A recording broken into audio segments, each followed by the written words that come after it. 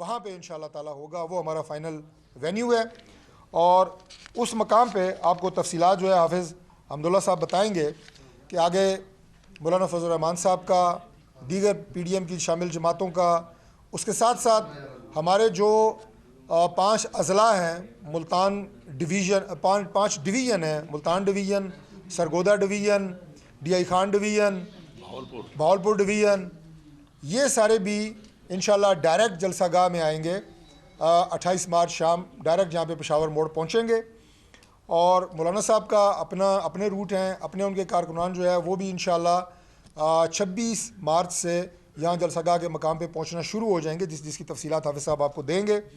تو آپ کو انشاءاللہ زبانی کلامی نہیں، عملاً آپ کو لاکھوں کی تعداد میں ایک ایسا بڑا مجمع 28 مارچ کو یہاں اسلام آباد سری نگر ہائی وے پہ نظر آئے گا، جو اسلام آباد کی تاریخ کا سب سے بڑا انشاءاللہ تعالی اجتماع ہوگا۔ اس کے ساتھ ہمارے جو انتظامات ہیں، پی ڈی ایم میں شامل جماعتیں، ان سب نے مشترکہ طور پہ یہ سارے انتظامات کر لیے ہیں، ان کی تیاری جو ہے وہ مکمل ہو چکی ہے، اور انتظامیہ کو تحریری طور پہ آگاہ کر دیا گیا ہے کہ یہ جلسہ جو ہے یہاں پہ 28 تاریخ کو انشاءاللہ تعالی منعقد ہو رہا ہے۔ میں اس سے پہلے کہ حافظ صاحب کو گزارش کروں کہ وہ جے یو آئی کے حوالے سے اپنے تمام جو ان کے روٹس ہیں، انتظامات ہیں، ان کا ذکر کریں، میں صرف ایک بات آپ کے سامنے عرض کرنا چاہتا ہوں کہ عمران خان صاحب نے ہمیشہ اپنے کھلاڑی ہونے کا اور کرکٹ کی مثالیں دینے کا انہوں نے آغاز کیا، اور ابھی تک وہ مثالیں جو ہیں وہ دیتے رہے ہیں۔ تو میں ان سے اسی حوالے سے یہ گزارش کروں گا کہ آپ سپورٹس مین اسپرٹ کا مظاہرہ کریں۔ آپ اپنے آپ کو ایک انٹرنیشنل کھلاڑی کہتے ہیں، آپ اپنے آپ کو بہت بڑا چیمپئن سمجھتے ہیں، ہر وقت آپ اپنے آپ کو بہت بڑا فاتح کہتے ہیں، تو ایک اچھے کھلاڑی کی یہ سب سے بنیادی اس کی صفت یہ ہوتی ہے کہ وہ اچھا ایک سپورٹس مین اسپرٹ کا مظاہرہ کرتا ہے کھیل کے میدان میں، جو کہ آپ بالکل نہیں کر رہے۔ آپ اپنے مخالفین کو ابھی تک گالیاں دینا اور بددعائیں دینا، جب آپ اپنے مخالفین کو یہ بددعائیں دینے شروع ہو جائیں کہ آپ کی توپوں میں کیڑے پڑ جائیں، اس کا مطلب یہ ہے کہ آپ میچ ہار چکے ہیں۔ ہم آپ کو بہت، آپ یہ کہیں کہ سیاست میں مروجہ جو وزاداری کے، حیاداری کے اصول ہوتے ہیں، ان کے تحت آپ سے ہم یہ تقاضا کرتے ہیں کہ مرد میدان بنیں اور کھیل کے میدان کی طرح اس میں آپ مقابلہ کریں اس تحریک عدم اعتماد کا، کیونکہ تحریک عدم اعتماد ایک آئینی، جمہوری اور قانونی آپشن ہے۔ یہ کوئی غیر قانونی آپشن نہیں ہے، یہ کوئی کسی کی ذاتیات نہیں ہے۔ اگر آپ کے پاس اپنے بندے پورے ہیں، جو آپ 10 لاکھ کا اجتماع آپ نے کہا ہے میں 27 کو لے کے آؤں گا، آپ اپنا اجتماع بھی دیکھیے گا، اور یہ میڈیا کے سارے ہمارے بھائی بیٹھے ہیں، آپ کے ذریعے پوری قوم دیکھے گی کہ جو پی ڈی ایم کا اجتماع ہے وہ 10 لاکھ کا ہے یا آپ کا اجتماع 10 لاکھ کا ہے۔ اس سے پہلے بھی آپ کو یہ مشورہ دیا گیا ہے کہ آپ 10 لاکھ افراد کو زحمت دینے کی بجائے اپنے 10 بندے پورے کر لیں، تو آپ کو شاید اتنے لوگوں کو زحمت دینے کی باری ہی نہ آئے۔ تو بس آخر میں جناب یہی ہے کہ گھوڑا بھی حاضر ہے، میدان بھی حاضر ہے، آئیں میدان میں مقابلہ کریں، کس کے پاس اکثریت ہے، کس کے پاس پاکستان کے عوام کی تائید حاصل ہے، اسی کو اللہ تعالیٰ کی ذات فتح اور نصرت دیں گے۔ میں بہت شکریہ، میں حافظ حمداللہ صاحب سے گزارش کروں گا کہ وہ آپ کے سامنے اپنی پارٹی کا سارا پروگرام رکھیں گے۔ بسم اللہ الرحمن الرحیم۔ بہت شکریہ۔ جیسے کہ ڈاکٹر صاحب نے فرمایا، یہ جو مارچ ہوگا مہنگائی کے خلاف، لاقانونیت کے خلاف، ایک غیر جمہوری مسلط شدہ حکومت کے خلاف، جس میں ملک میں نہ آئین ہے، نہ قانون ہے، نہ پارلیمنٹ ہے، اس کے خلاف غالباً 4 مہینے پہلے پی ڈی ایم کی پلیٹ فارم سے فیصلہ ہو چکا تھا کہ 23 مارچ کو لانگ مارچ ہوگا مہنگائی مارچ کے نام سے۔ آج وہ 23 مارچ کو تو اس لیے نہ ہو سکا کہ OIC کا کانفرنس کا انعقاد تھا اسلام آباد میں، اور متحدہ اپوزیشن اور پی ڈی ایم کی قیادت نے ان کو ویلکم کہا، خوش آمدید کہا۔ وہ بخیر و خوبی، خوش اسلوبی کے ساتھ وہ فارغ ہو گئے اس کانفرنس سے۔ اب ہم وہ جو 23 کو مہنگائی کے خلاف، لاقانونیت اور غیر جمہوری حکومت کے خلاف لانگ مارچ کر رہے تھے، اب وہ 26 کو ہمارے قافلے روانہ ہوں گے۔ مثلاً آج صبح سندھ سے، سوراب گوٹ کراچی سے صوبہ سندھ کی جمعیت علماء اسلام کی قیادت میں تمام قافلے روانہ ہوئے۔ وہ رات پہنچیں گے سکر، حیدرآباد، وہاں سے ہوتے ہوئے سکر موٹر وے سے پھر پنجاب میں انٹر ہوں گے۔ پنجاب میں وہاں جو قریبی اضلاع ہے، ڈیرہ غازی خان، ملتان اور دیگر اضلاع جتنے بھی قریب ڈویژن ہے، وہ سارے ان سے مل کے جمعیت علماء اسلام کے جتنے بھی قافلے ہیں وہ رخ کریں گے لاہور کی طرف اور پھر یہاں اسلام آباد۔ اسی طرح بلوچستان سے جو قافلے روانہ ہوں گے وہ کل 25 کو روانہ ہوں گے۔ 25 کو وہ وہاں سے صبح قافلے ہزاروں گاڑیوں اور لاکھوں کارکنوں اور عوام کی شکل میں جمعیت علماء اسلام کے قافلے کوئٹہ سے روانہ ہو کے وہ پہنچیں گے ڈی آئی خان کو، براستہ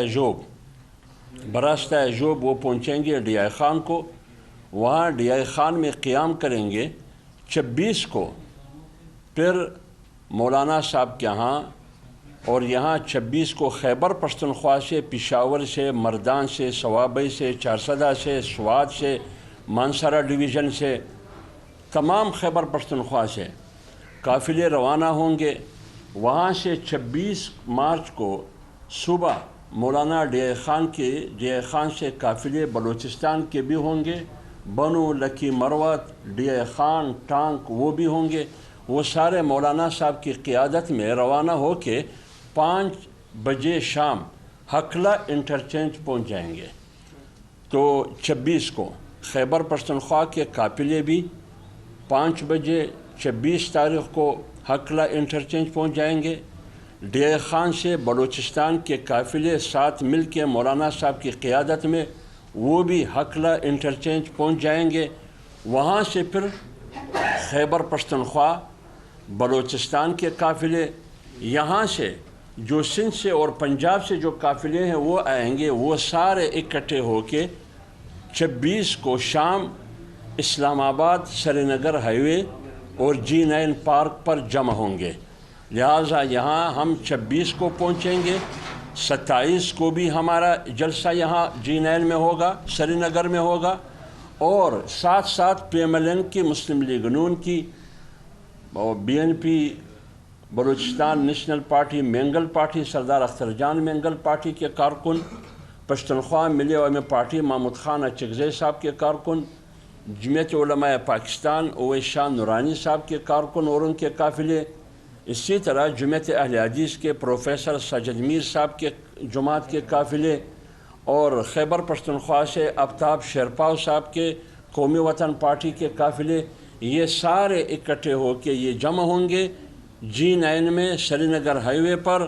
یہاں اجتماع ہوگا مشترکہ تمام PDM کی جماعتوں کا، لیکن جمعیت علماء اسلام 26 کی شام کو سری نگر اور G9 پارک پر جمع ہوں گے۔ 26 کو بھی وہاں رہیں گے، 27 کو بھی وہاں رہیں گے، 28 کو بھی وہاں رہیں گے۔ 28 کے بعد 28 کو جب یہ تمام جماعتوں کے قافلے اکٹھے ہو کے سری نگر اور G9 پر، اس کے بعد پھر کیا ہوگا، وہ PDM اور اپوزیشن کی قیادت بیٹھ کر فیصلہ کریں گے کہ ہمارا اگلا قدم کیا ہوگا، وہ اس وقت ہم میڈیا کو بتائیں گے۔ تو لہٰذا مختصر سی جو بریف ہے وہ میڈیا کے سامنے ہم رکھتے ہیں کہ کراچی سندھ سے جمعیت علماء اسلام کے قافلے آج ہی روانہ ہو چکے ہیں۔ بلوچستان کے قافلے کوئٹہ سے براستہ جوب، ڈی آئی خان تک وہ کل روانہ ہوں گے، اور پنجاب کے قافلے بھی کل روانہ ہوں گے۔ خیبر پختونخوا کے قافلے 26 کو روانہ ہوں گے۔ تو بلوچستان کے قافلے پہنچ کے یہاں ڈی آئی خان، اور ڈی آئی خان سے مولانا اس قافلے کی قیادت کریں گے مولانا فضل الرحمان صاحب سربراہ PDM۔ وہ 5 بجے 26 مارچ کو ہکلا انٹرچینج پہنچ جائیں گے۔ وہاں سے خیبر پختونخوا کے تمام اضلاع کے جتنے بھی قافلے ہیں وہ بھی ہکلا انٹرچینج پہنچ جائیں گے۔ جو سندھ سے قافلے روانہ ہے پنجاب سے وہ بھی پہنچ جائیں گے اسلام آباد۔ پھر مولانا صاحب کی قیادت میں ہکلا انٹرچینج سے ہوتے ہوئے سری نگر ہائی وے اور جی9 پارک پر یہ تمام قافلے جمع ہوں گے 26 مارچ کے شام کو. لہٰذا شام بھی ہم وہاں جی9 پارک اور سری نگر ہائی وے میں رہیں گے، 27 کو بھی رہیں گے، 28 کو تمام اپوزیشن کی جماعتیں بشمول پی ایم ایل این کے یہ سارے جی9 پارک اور سری نگر ہائی وے میں جمع ہوں گے. وہاں جلسہ عام ہوگا اور اس کے بعد اگلا قدم کیا ہوگا وہ پی ڈی ایم اور اپوزیشن کی قیادت بیٹھ کر فیصلہ کرے گی کہ ہمارا اگلا قدم کیا ہوگا. تو یہ مختصر سی بریف تھی جو آپ کے سامنے میں نے رکھا. جہاں تک آج عمران خان نے بھی تقریر کی، کچھ وزراء نے بھی کچھ باتیں کی، اس پر میں تھوڑا سا روشنی ڈال دوں. انہوں نے بات کی معروف اور منکر کی کہ مقابلہ معروف اور منکر کی ہے، مقابلہ حق اور باطل کی ہے. اب فیصلہ کس نے کرنا ہے کہ معروف کون ہے اور منکر کون ہے؟ پہلے تو وہ امر بالمعروف پڑھ ہی نہیں سکتے کہ امر بالمعروف پڑھنے کا طریقہ ہی کیا ہے وہ پڑھ نہیں سکتے، جیسے وہ خاتم النبیین نہیں پڑھ سکتے. تو اس لیے معروف کون ہے منکر کون ہے میں آپ کو بتاتا ہوں کہ عمران خان نے کہا کہ عظیم لیڈر کی علامت یہ ہے کہ وہ یو ٹرن لیتا ہے. یو ٹرن جھوٹ کا دوسرا نام ہے. اب جھوٹ بولنا، وعدہ خلافی کرنا، امانت میں خیانت کرنا اور سیاست میں مجادلے میں محاذ آرائی میں گالی دینا. جناب رسول اللہ صلی اللہ علیہ وسلم جو مدینہ کی ریاست کا حاکم تھا اور خلفائے راشدین، آپ اسی جناب رسول اللہ صلی اللہ علیہ وسلم جس ریاست مدینہ کا نام یہ عمران خان لیتا ہے، اس پیغمبر علیہ السلام نے 4 علامات بتائے ہیں: وعدہ خلاف ورزی کرنا، امانت میں دغابازی اور دھوکہ اور فراڈ کرنا، جھوٹ بولنا، گالی دینا. یہ منافقت کی نشانی ہے. اب آپ بتائیے ریاست مدینہ اور منافقت یہ ایک ساتھ نہیں چل سکتے.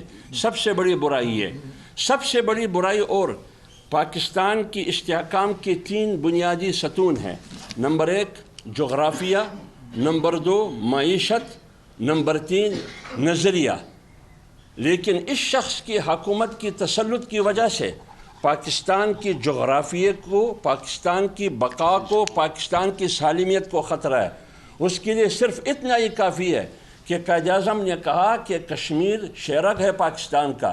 انہوں نے ٹرمپ سے مل کر کشمیر نریندر مودی اور بھارت کے ہاتھوں بیچ دیا. لہٰذا یہ شخص جغرافیہ کا دشمن ثابت ہوا.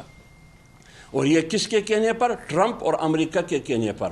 اور ادھر عوام کو دھوکہ دے رہے ہیں کہ میں امریکہ کے خلاف ہوں کیونکہ ہم نے ایبسلوٹلی ناٹ کہا. ایبسلوٹلی ناٹ نہیں. آپ نے جو غلامی امریکہ کی تاریخ میں کسی نے بھی نہیں کی. تم نے کشمیر نریندر مودی اور بھارت کے حوالے کیا ٹرمپ کے کہنے پر. دوسری بات یہ، پاکستان کی معیشت کی بنیادی مرکز اسٹیٹ بینک ہے. آپ نے امریکہ کی ذیلی ادارہ IMF کے کہنے پر اسٹیٹ بینک تم نے IMF کے راستے امریکہ کے ہاں گروی رکھ دی. اب آپ بتائیں وہ اسٹیٹ بینک جس کے بارے میں قائد اعظم محمد علی جناح نے سن 1948 جولائی میں 2 باتیں کی. ایک بات یہ کی کہ یہ اسٹیٹ بینک جب وہ افتتاح کر رہے تھے کہ یہ اسٹیٹ بینک اس لیے ہوگا کہ اس کی معیشت آزاد ہوگی، کسی کی گرفت اور کنٹرول میں نہیں ہوگی، مغرب اور یورپ اور امریکہ کی. دوسری بات انہوں نے یہ کی کہ یہ معیشت اسٹیٹ بینک کی توسط سے اسلامی اصولوں کی بنیاد اور اسلامی تعلیمات کی بنیاد پر ہوگی. اور تم قائد اعظم کی پاکستان کی بات کرتے ہو، تم نے اس اسٹیٹ بینک کو جس کی بنیاد اور افتتاح قائد اعظم نے رکھی تھی، آپ نے اس اسٹیٹ بینک IMF کو IMF کے راستے امریکہ کے حوالے کی. لہٰذا تم معیشت کے بھی دشمن ہو. تیسری بات یہ کہ سی پیک پاکستان اور چائنا کے درمیان ایک معاشی میگا منصوبہ تھا جس سے پاکستان کی معیشت مضبوط ہو جاتی تھی. آپ نے امریکہ کی غلامی میں اس سی پیک کو معطل رکھا. اب آپ بتائیے آپ کہاں امریکہ کے دشمن ہو گئے؟ تم تو امریکہ کے غلام ہیں. کشمیر بھی ان کے کہنے پر تم نے نریندر مودی کے حوالے کیا، اسٹیٹ بینک بھی حوالے کیا اور سی پیک بھی حوالے کیا.